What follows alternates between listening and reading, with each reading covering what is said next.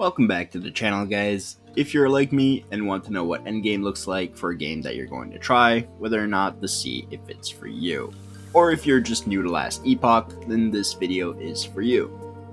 Now, I'm not too far into the endgame. My character is still missing some pieces of gear, and I'd like to get, so I haven't really pushed past 200 corruption, really.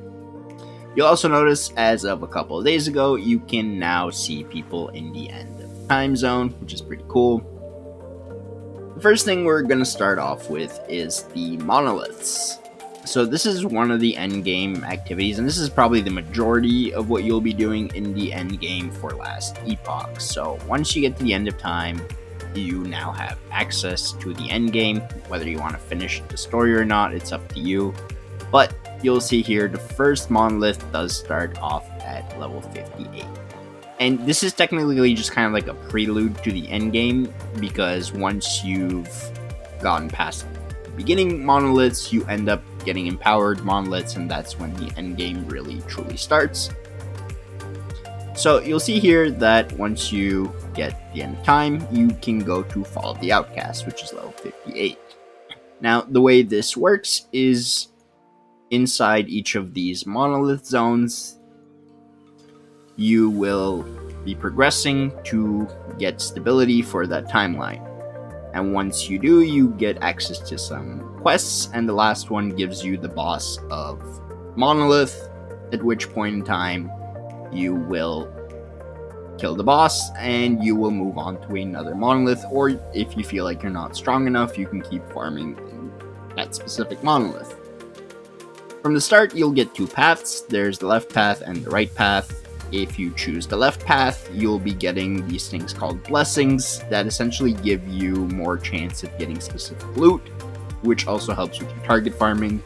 If you pick the right path, which is also a bit faster and higher level, you'll get more XP, and you get blessings that give you stat points, defensive or offensive.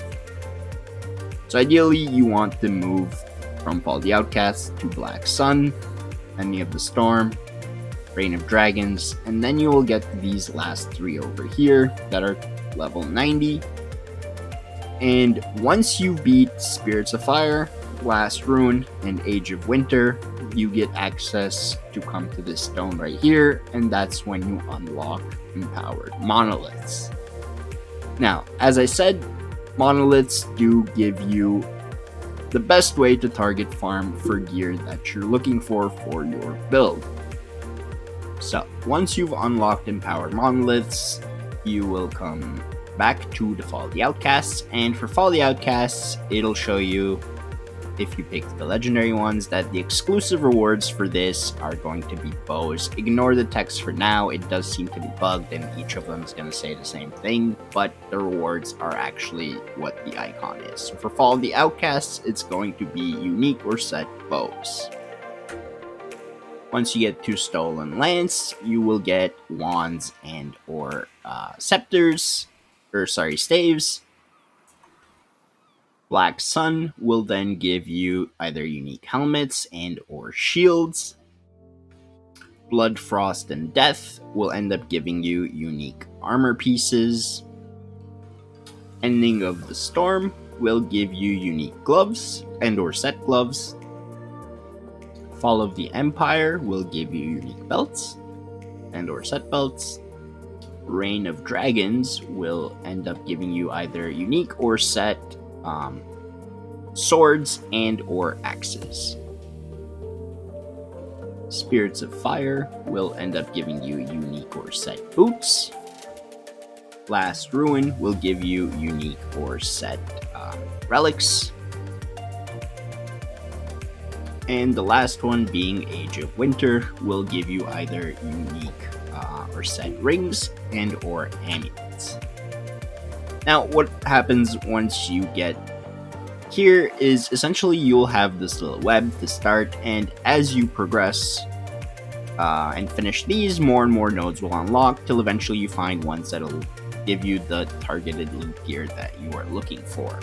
And of course, there's always a chance that you won't get the exact one you're looking for. The higher the rarity of the item is, the less likely the chance of you getting one, but it is significantly improved chance over just going through the game normally and trying to find it that way. Another thing to note is when you go to these nodes, you'll see on the right side of the screen, there will be enemy modifiers and there will be player modifiers. The player modifiers are increased item rarity and increased XP. It also tells you the echo rewards at the bottom. And the enemy modifiers will have either increased damage, health, or all types of buffs for the enemies. And you'll see that little number, or it'll say at the top where it says all modifiers last for 6 echoes. Now, they don't always last for 6. It depends. This one, for example, lasts for 4. Typically, the longer they last, the more the positive modifiers are also increased. You'll also notice that your corruption, once you get to Empower Monoliths, does start at 100. This isn't a monolith I farmed at all, so it's still at the base corruption. And once you finish and get the maximum stability, so for this one is 900, you'll get to fight the empowered version of the of the Echo Boss, and then it'll give you a Gaze of Orbis. What that does is when you fight the Shade of Orbis, that increases your corruption and resets the Echo Web. You basically get more corruption per Gaze of stability, for Gaze of Orbis that you have. And keep in mind that once you fight the Shade of Orbis, that is your one chance to fight it. If you do end up dying in that fight, you will lose your Gaze of Orbis, so you will get less corruption by successfully completing it if you try again, or you'll have to farm Gaze of Orbises again in order to get more corruption from beating the Shade. Now, there's a few more endgame activities that you can do. So you'll see here I have 5 keys. There's 3, so to speak, endgame dungeons that all do different things for if you count the arena, and I'll get to that and the 5th key once we get to the arena. The first one is Lightless Arbor. So if you have a key, when you get to Lightless Arbor, you get the pick. I haven't really done this one too much, so I haven't unlocked the 4th difficulty yet. But essentially, you have to do each difficulty once in order to unlock the next one. And they have bonuses to both the enemies, modifiers, as well as your drop chance.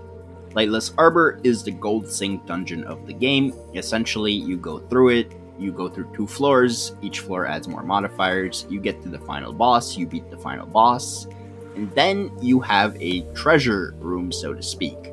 And it'll give you a bunch of choices of what you can add in those drops. So whether it's relics, glyphs, exalted items, unique items, more chests, etc. And all of those will obviously cost gold, and it's a pretty significant amount of gold. So it's not a very spammable dungeon, but if you have gold to burn, it's something good to do to get a lot of drops at once. I would typically recommend going in there with about 1 million plus gold when you do it, because like I said, each modifier that you add for the reward drops does cost a lot of gold. Next up is the Soulfire Bastion. So this, again, same as Lightless Arbor, I haven't really done it beyond the first one, I just tried it once. The way this works is kind of another way to target farm by gambling for certain pieces of gear. So once you go in, same as the other one, there's 2 floors, each will add more modifiers, and then there's a final boss at the end, plus the dungeon mechanic.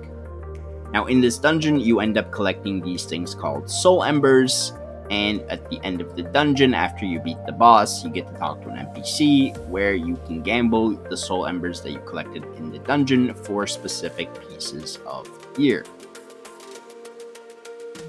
And the last dungeon that you can do is the Temporal Sanctum. Same as the other ones. The difference for this is at the end of each dungeon that you finish for Temporal Sanctum, you will get to place a unique piece of equipment with the exalted piece of the same slot in order to turn it into a legendary. So this will add depending on its legendary potential, of course, it will add the number of attributes from the exalted item at random to the unique piece of gear. The thing to note here is for each tier, for example, this was a level 46 unique before I added the legendary affixes to it. So I only needed to do the first dungeon because it works for every item level 50 or below. Tier 2 is 65 and below. Tier 3 is 75 and below. And then Tier 4, there's no restrictions on the level. And then there is the last two keys, which is the Arena Key and the Arena Key of Memory. So another thing to note is you can get to these quickly, and it works the same for all of these keys by right-clicking on it, and it'll show you exactly where it is. And then you can travel to the waypoint, assuming you have that waypoint unlocked. If not, you might have to go run and find it from the closest place that you were in the story. So Arena is the final real endgame activity that you can do in Last Epoch, and the way this works is this one I've done a little bit more.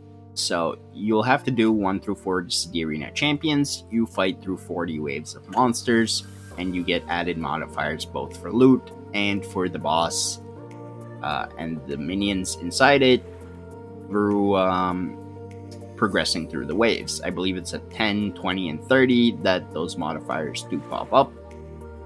And once you hit level 40, you fight the boss, and then you get all the loot. They are respectively tier 1 to, level 50, level 70, level 90, and level 100.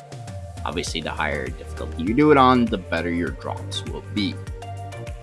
Now, there's one more thing here, and that is the Endless Arena. And this is how you make your placement on the leaderboards. So I haven't really done it because, like I said at the beginning of this video, I'm still missing some gear, and I'm not really trying to push leaderboards right now. But essentially here, you will go and you will fight endlessly until you die, and that will give you your place on the leaderboard, as you see. This is the leaderboard currently for Season 1, Softcore, Hardcore, 1 player, multiple players, blah blah blah. And you will get your placement based on the wave you make it to. Now, the other thing to note is this here key is the Arena Key of Memory. What this does is if you're doing the Endless Arena, instead of starting at wave 0 every time you try it, you will start at wave level 100, and you can just progress from there. Now, that being said, if you're getting to waves like 1000 plus or like somewhere very high on the leaderboard, 100 obviously is not going to help you much, but it will help you a little bit so you don't start at the very beginning. That is it for Last Epoch's endgame currently. There will be more stuff added on the official release of the game, which should be in December towards the end of this year. If you found this video helpful, make sure to give it a like and subscribe to the channel to stay updated for more Last Epoch content, as this is a game I will be playing on this channel. It's got quite a lot to offer in the endgame, and the game feels very enjoyable so far for me to play. As always, my social media information will be in the video description below. Thank you all so much for watching, and I'll see you in the next one.